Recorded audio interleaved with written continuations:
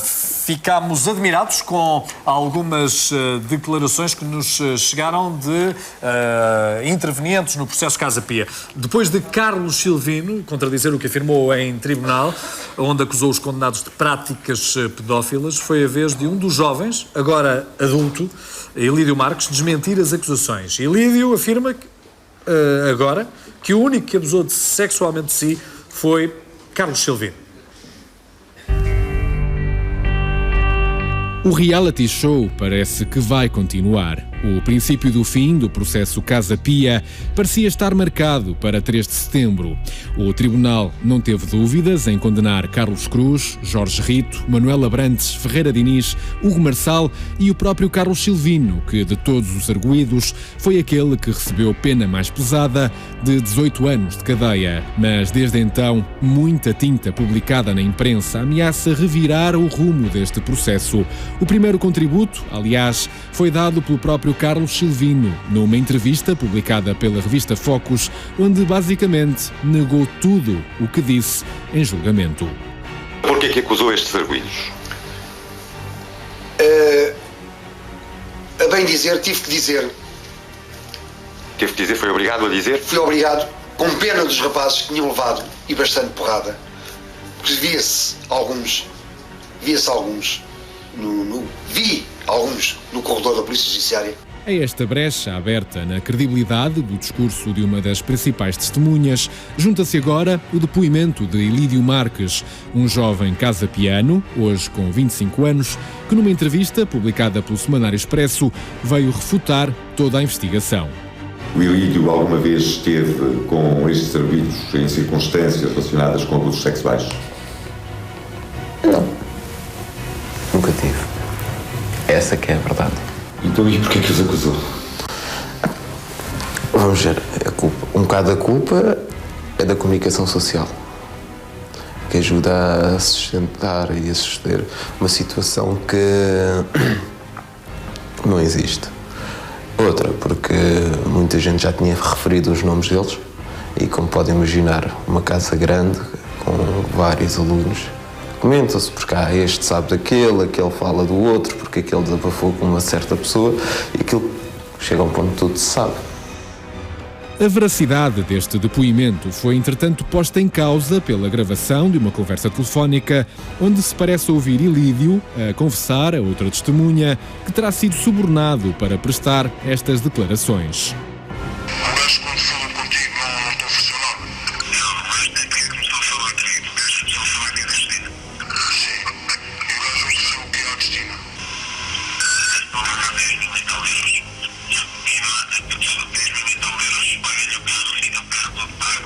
Jornalista e entrevistado dizem que a gravação é uma montagem, mas outros casa-pianos, como o Francisco Guerra, dizem que esta é uma campanha para descredibilizar o processo, tentando manipular as testemunhas mais frágeis.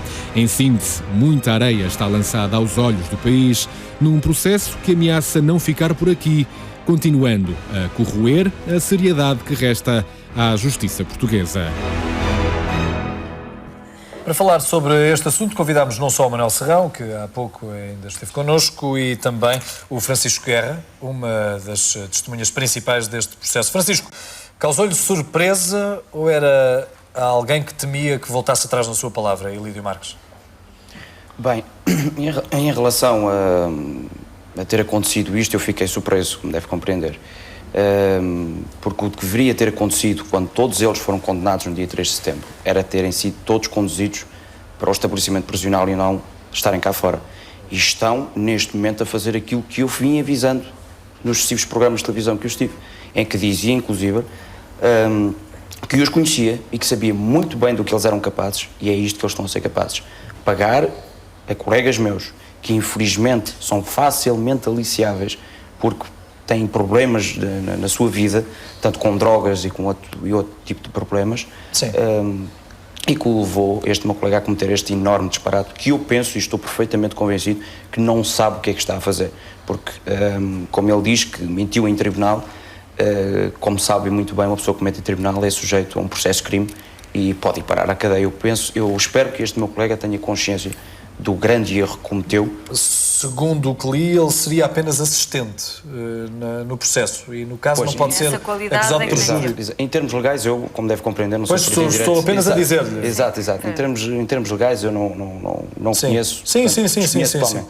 O que lhe posso dizer é que, além de criminalmente este meu ex-colega ser punido, espero que o seja, vai ter consequências futuras, como deve compreender. Porque Ele fala de outras pessoas que estariam envolvidas e que nunca foram ouvidas em tribunal, nem que nunca foram investigadas. Bem, Faz isto- ideia de que pessoas é que... Não faço a mínima ideia. O que eu lhe posso garantir é que espero que as entidades competentes, como o Ministério Público e os tribunais, analisem todo este testemunho, desde o princípio até ao fim, e que estas gravações, esta pelo menos que acabámos de ouvir, Sim. possa servir de prova. Francisco ouviu a gravação na totalidade? Ouvi a gravação na totalidade. E E existe... parece-lhe truncada, parece-lhe montada? Não foi montada. Hoje saiu uma entrevista no jornal O Sol, precisamente com outra gravação, que aconselho a todas as pessoas a ouvirem atentamente, porque é clara, é específica, e foi feita por uma das melhores jornalistas desde que foi feita, atenção, a reportagem da Sim, a revista O Sol, reportagem. por uma das Foi a melhores Felícia? jornalistas, Felícia Cabrita, Felícia Cabrita. sem dúvida uma das melhores, é quem eu agradeço imenso fazer um trabalho fabuloso como jornalista, porque há falta de bom jornalismo em Portugal, e nós tivemos a prova disso. Eu próprio fui difamado por crimes de assaltos e tudo e mais alguma coisa. Portanto, as pessoas que não...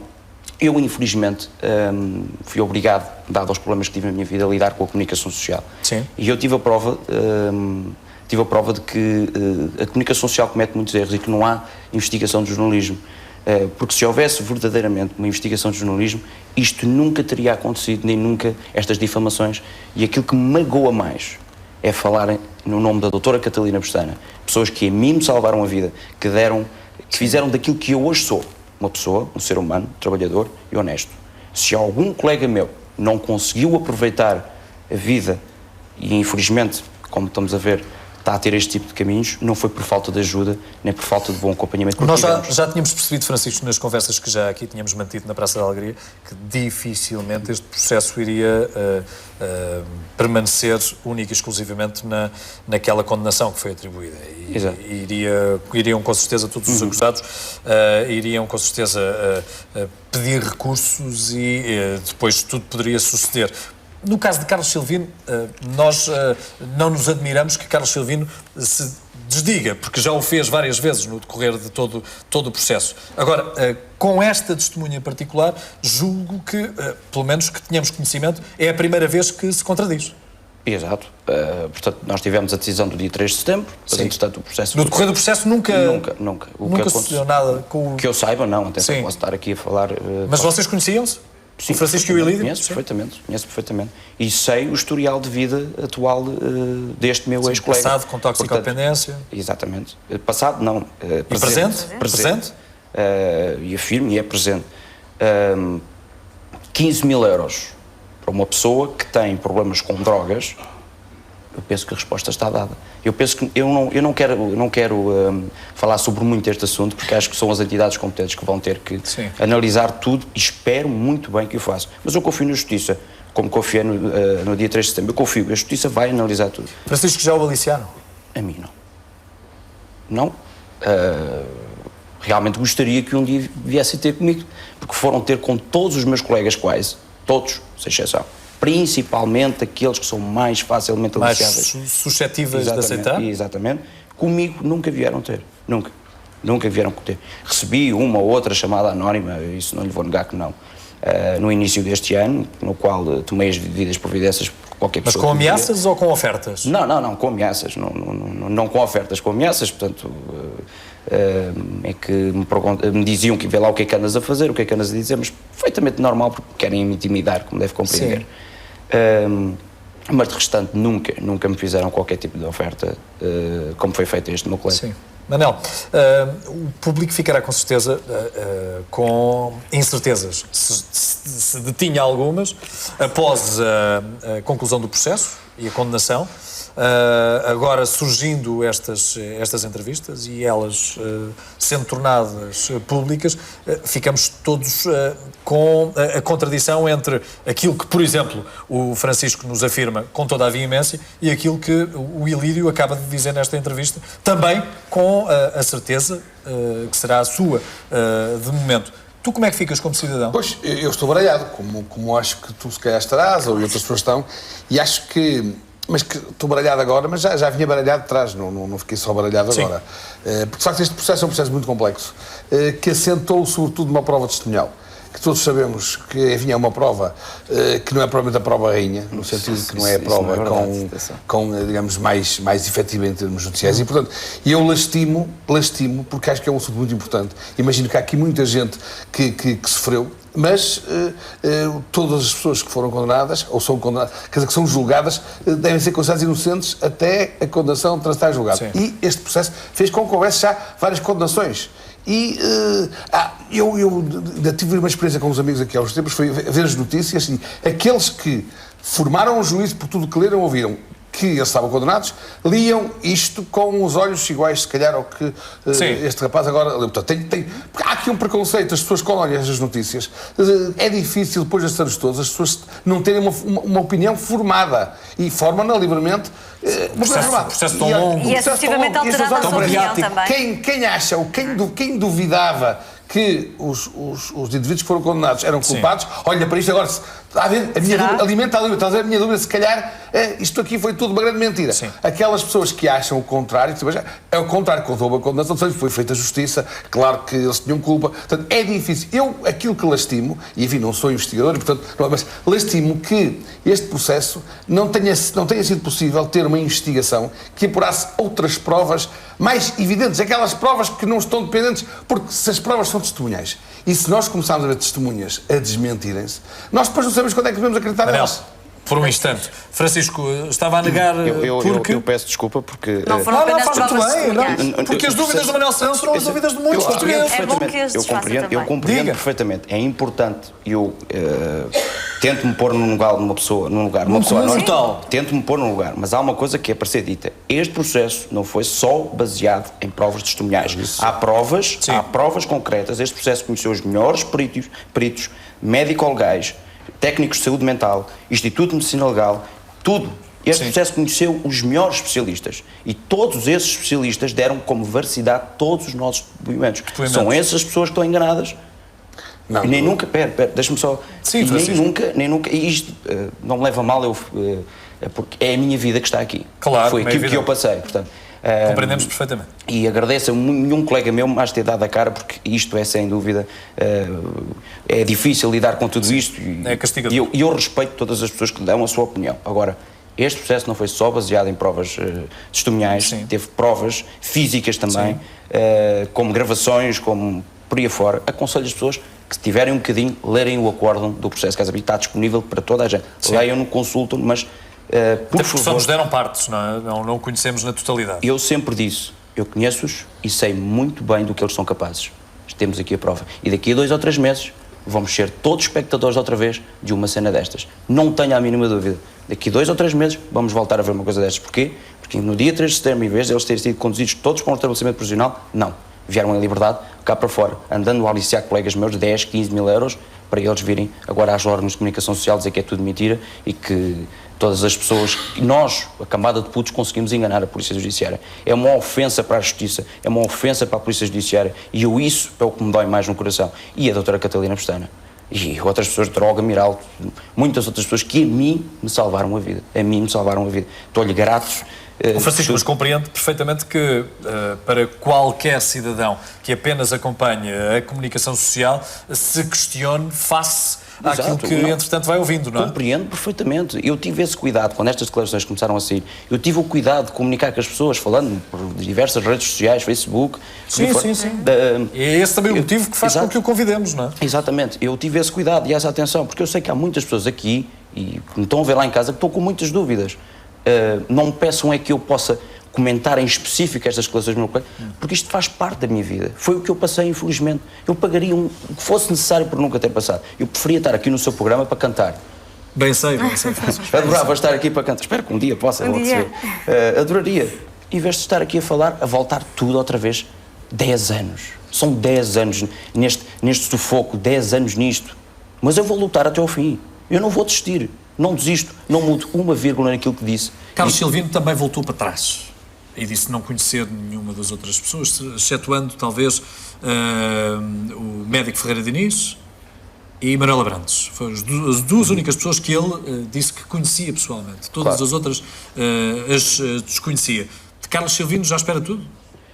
Aquilo que nós vimos foi uma encenação do mau autor, patético, e agora vamos ver uma coisa. O jornalista que fez... Bateram-lhe quando foi interrogado pela Polícia Judiciária? Não, bateram. Deram-lhe um copo de água, como diz o copo de água. Não, bateram-lhe assim, porque o que diz é que ele teve pena dos jovens...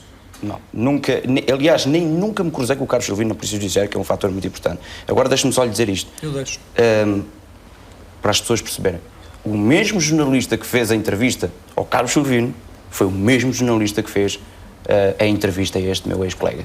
E foi o mesmo jornalista que publicou num jornal, que aquilo nem é um jornal, que eu nem vou dizer o nome, que até tenho vergonha de dizer, que publicou difamações ao meu respeito, ao meu bom nome, que eu ainda estou para perceber como é que se faz jornalismo à base de nada, de zero.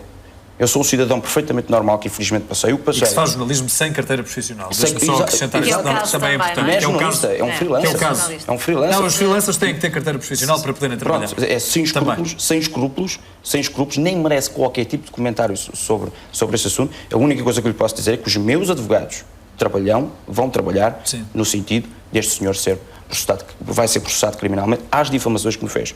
Isso não vai existir a mínima dúvida. Porque a verdade será reposta. E no dia em que a verdade for resposta, eu vou exigir a esse mesmo jornal que o faça daquelas mesmas dimensões um pedido de desculpas. Isso é a única coisa que eu Francisco, se aparecer mais testemunhas a contradizerem aquilo que o Francisco sempre defende, isso fará com que desista?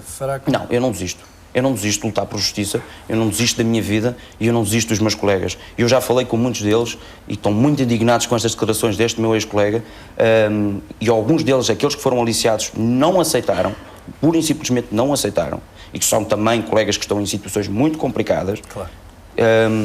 E não aceitaram, mas eu estou perfeitamente convicto que o Ministério Público vai atuar agora. É a minha convicção, atenção. Eu adoraria que o Ministério Público o fizesse.